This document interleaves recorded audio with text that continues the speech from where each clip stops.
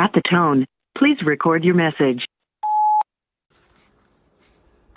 We start here, as we do every post-game analysis, with some quotes from Albert Camus on the nature of the absurd.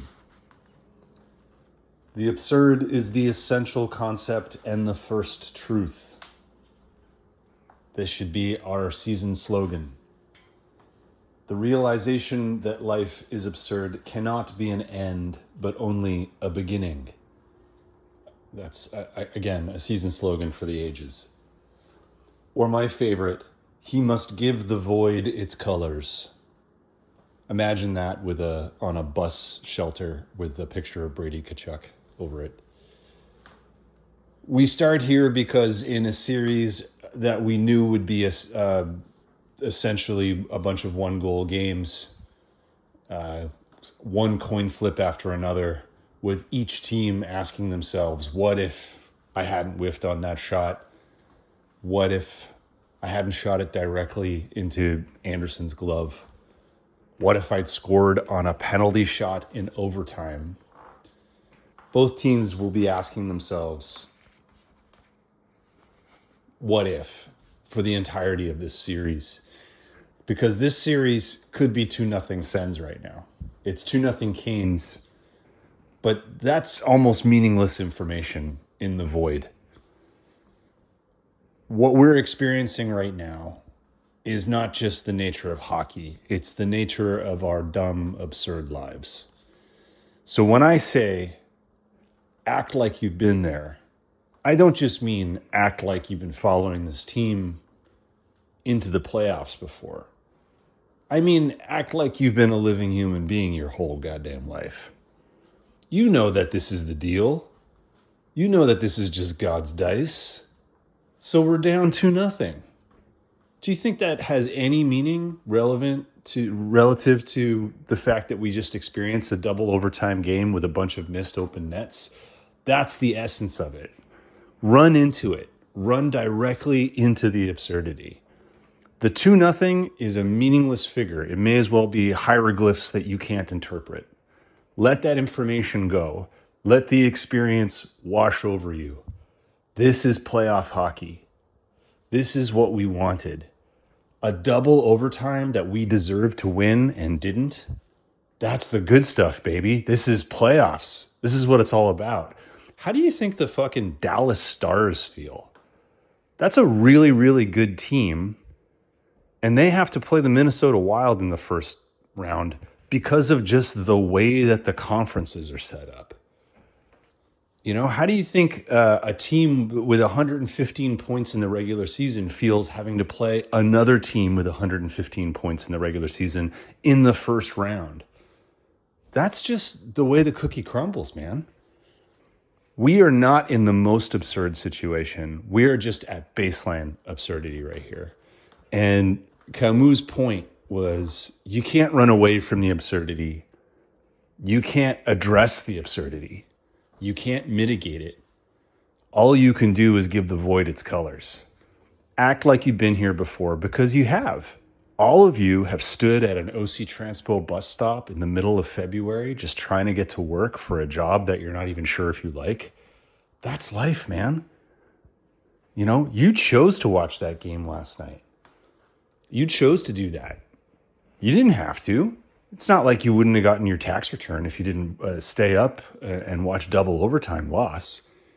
You got to let it wash over you. This is it. This is experience, man. You're just fucking surfing the wave. A big swell is coming. You're just skipping stones. Next thing you know, you're riding the wave. That's playoff hockey. It's absurd. You know what's equally absurd? Sens could win this series in 6. That's the way this works. A bunch of coin tosses, a bunch of one-goal games. So, okay, give yourself 15 minutes to feel bad. Uncle Varada is giving you permission to take 15 minutes and go feel bad. Take a walk around the block. Put your headphones on. Listen to something that nobody knows that you listen to, but gives you genuine pleasure.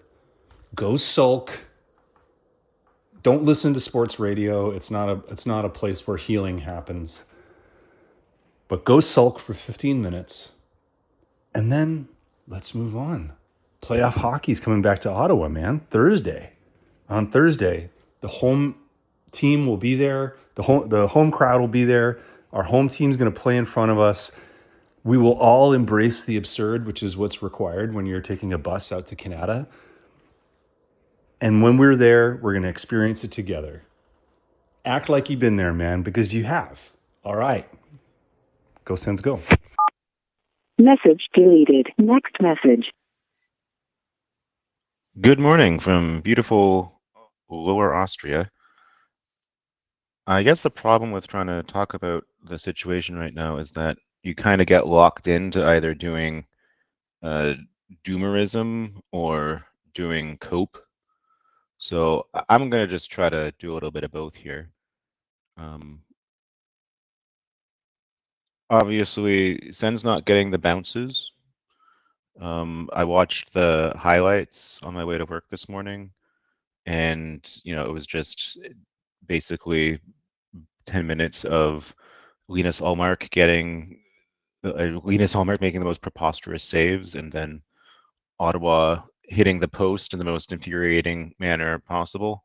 So, yeah, I guess once the Sens get like a single bounce ever, maybe we'll actually win a game here.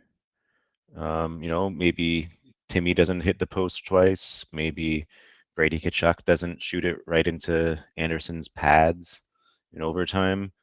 Sens are right there though, and haven't played a game at home yet. Got to get off that awful Carolina ice. And at least I think we can say they belong in the series. This is a Carolina team that's perennially scary good, as they say, and Ottawa is not getting played off the ice at all. Depending on what XG model you ask, Ottawa actually had more expected goals than Carolina yesterday. Of course, we can raise the expected goal cup banner later. Turns out it's only the actual goals that matter, but I mean, I don't know. I can't. It feels like I'm doing the Leafs series all over again, where it's like, well, I think this is just a competitive series between two evenly matched teams. So there you go. Maybe we can get a bounce. I think that's where I've landed. Is that uh, Sens are doing fine, but not good enough. And let's get a bounce. How about that? Get some bounces 2026. My new platform. Message deleted. Next message. Hello, James checking in here. Even though that game aged me a good 10 years, I'm really glad I watched it because the first period had your boy really down in the dumps. Like, what the fuck team? Like, they're helping make the Carolina City tropical storms look like fucking supermen. Like, like you got whatever stink oven like bowling over fucking Brady Kachuk or whatever. Like, just like it was like almost embarrassing to watch the first period, and I thought like, okay, they're gonna get fucking swept if they keep playing like this. Like, just getting absolutely dominated. And yeah, maybe Allmark's best game. By the way, like, guys, you gotta win that game for Allmark. You can't expect him to do that every game for you. It's unreasonable. He was incredible. We got Vezina Allmark last night and he fucking lost. But anyway,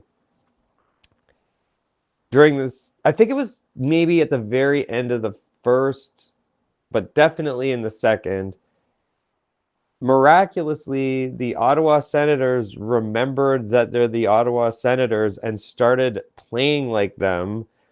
And then, even if you were the biggest hater in the world, you could say the rest of that game lived up to the billing of these are two evenly matched teams going toe to toe. Personally, I think Ottawa absolutely fucking dominated them for the last two periods and most of the overtime. And these are the facts of the case, and they are disputed. Put your stupid pie charts and Gantt charts away. I think that I can't remember. I think the face-offs were like 12-1, and like the shots really were going Ottawa. Like, I think that Carolina definitely got a lot of 10 bell chances, which is not good for our boys in red, white, black, and sparkly gold. But I thought that, you know, they had that same sauce of breaking up plays in the neutral zone and like like staying calm when they're defending the cycle and stuff like that. One of the most Tim Stützle could have had 7 fucking goals in that game, and that not to mention like other players. I thought Freddie Anderson was reminding us of the Freddie Anderson we know and love. Um, he was not great in that game because like 3 pucks were basically pulled off. Okay, to be fair, which I don't enjoy being, at least 2 pucks were pulled off the fucking line. There was that one early that Stink Oven pulled out, and then there was like that Drake Batherson one that trickled through, and because God is dead, did not. That fucking snow cone ice is killing. Like you can really see. I remember because Carolina's generationally frustrating at this point. You know what was the most like infuriating the most infuriating experience was watching Jason Spezza play in Carolina, where he'd be trying to do his art and the puck would just like stop when he'd be dipsy doodling, and it's like there's a seventh man. The seventh man is the Sportsnet commentators for Carolina, but the eighth man is the fucking garbage ice. But I'm not trying to blame the ice. I'm just saying there were like there was at least there was that other I think 2 big posts. They're getting a lot of pucks by Anderson, and yes, you know, raise the puck went off the post banner or the ice is shitty banner, but I'm just saying I think the tale of this game for me, if I'm going to uh uh like assign my name to, is it took Carolina having an extra attacker to close out that game.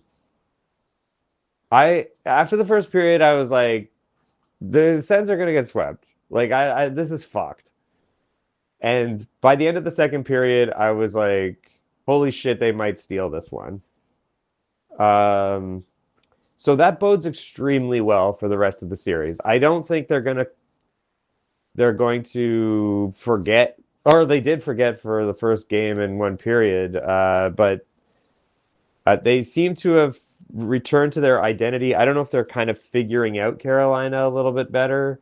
Um, they're Carolina's really fast at moving the puck around, and they were really throwing the body super super hard. But I believe it was the boy Graham Nichols who did question like how long can they sustain that like mega intense physical play, a team like Carolina. And that was on my mind halfway through that game, where I felt like they weren't bullying Ottawa nearly as much, and things were really starting to even out. I hope that Vesna caliber Olmark makes the trip back to Ottawa with the team. I hope that Leafs runoff Freddie Anderson is starting in goal. Uh, Very encouraging to see that. Um, Dylan Cousins like wobbler go in. That was fucking awesome. You know, the boys that you want to be seeing do they thing, like Ridley Gorg and Michael Amadio were like, you know, living up to their billing as the like excellent support guys. Eller great in the face-off circle. Giroux getting kicked out of every draw. Like, let's hope that doesn't keep happening. But I think my big and good players looking good. Cousins look good. Batherson look good. Stitzel look good. Brady, see me after class. This is my main takeaway. He's not been terrible or anything, but as a person that I put a lot of money up when I'm hating, okay? I've been waiting for a player like Brady Kachuk for as long as the Sens have been around. And and the reason why is for the fucking playoffs. And I'm gonna need to see a little bit more from Brady. I I'm gonna need to see a little bit more. He almost ended it in overtime. We love you, we miss you. I want I want more. Okay? I have to put up with you having a fucking podcast with your dad and your dickhead brother. Do something for me. Put up with my shit for once. So, pretty please, with sugar on top. Clean the fucking car. Message deleted. End of messages.